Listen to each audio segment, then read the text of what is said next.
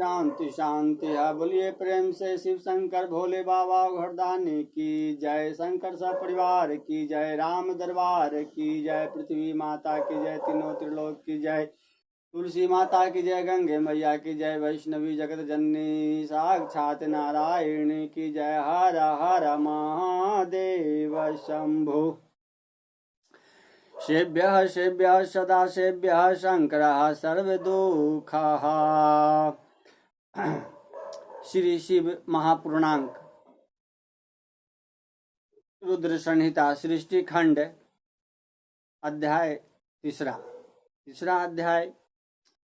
माया निर्मित नगर में शील निधि की कन्या पर मोहित हुए नारद जी का भगवान विष्णु से उनका रूप मांगना।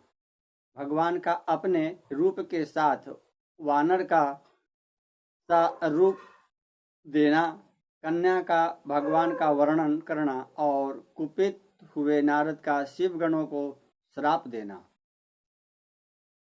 इनका तीसरा अध्याय का कुछ अंश। विष्णु जी बोले, ओम हे मुने, आप अपने अभिष्ट स्थान को जाइए।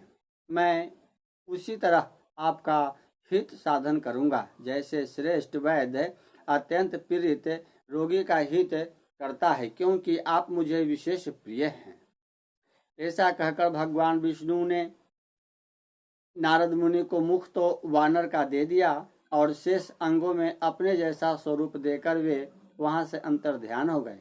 भगवान की पूर्वोक्त बात सुनकर और उनका मनोहर रूप प्राप्त हो गया समझकर नारद मुनि को बड़ा हर्ष हुआ।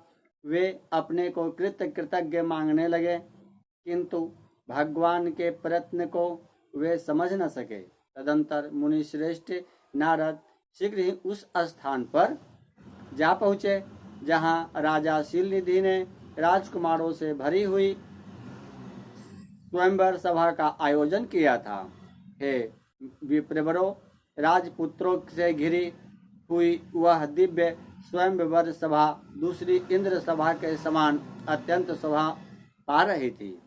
नारद जी उस राजसभा में जा बैठे और वहां बैठकर प्रसन्न मन से बार बार यही सोचने लगे कि मैं भगवान विष्णु के समान रूप धारण किए हूँ, अतः वह राजकुमारी अवश्य मेरा ही वरण करेगी, दूसरे का नहीं। मुनि श्रेष्ठ नारद को यह ज्ञात नहीं था कि मेरा मुंह कुरूप है।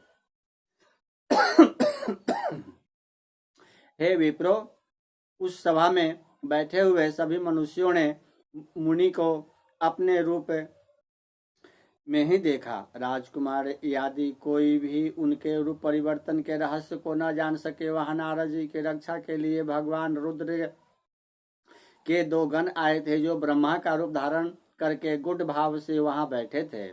वे ही नारद जी के रूप परिवर्तन के उत्तम भेद को जानते थे। मुनि को काम वेश में मूढ़ हुआ जानकर वे दोनों गण उनके निकट गए और आपस में वार्तालाप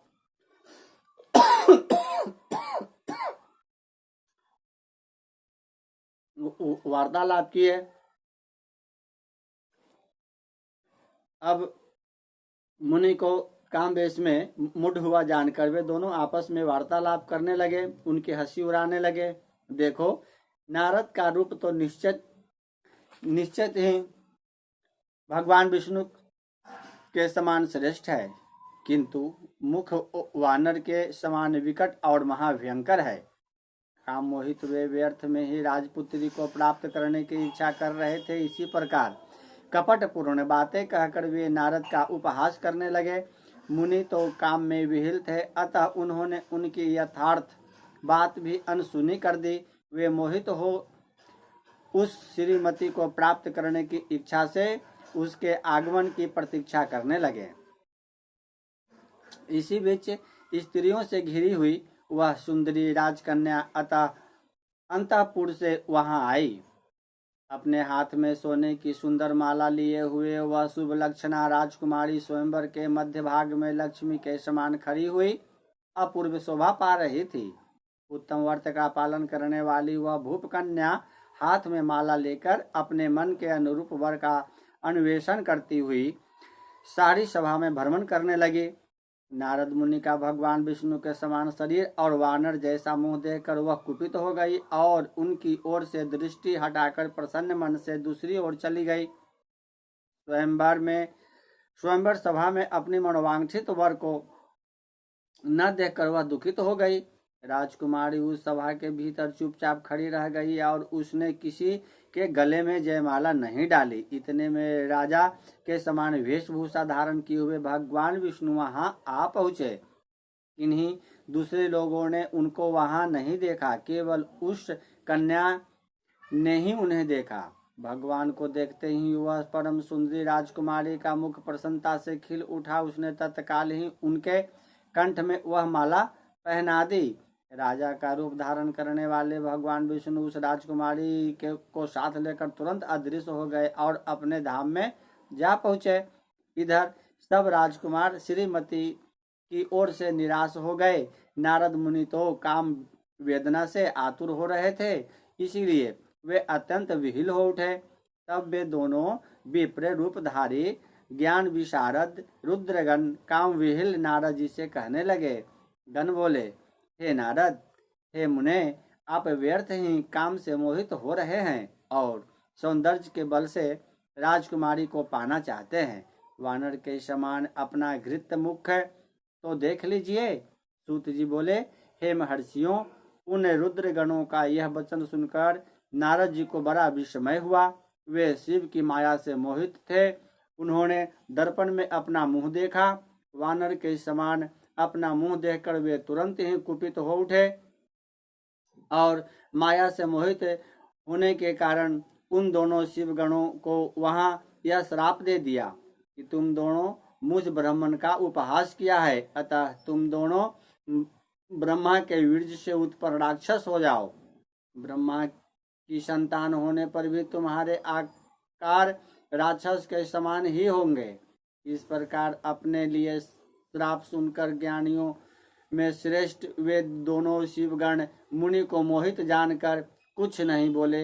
वे, हे ब्राह्मणों, वे सदा सब घटनाओं में भगवान शिव की इच्छा मानते थे, अतः उदासीन भाव से अपने स्थान को चले गए और भगवान शिव की स्तुति करने लगे।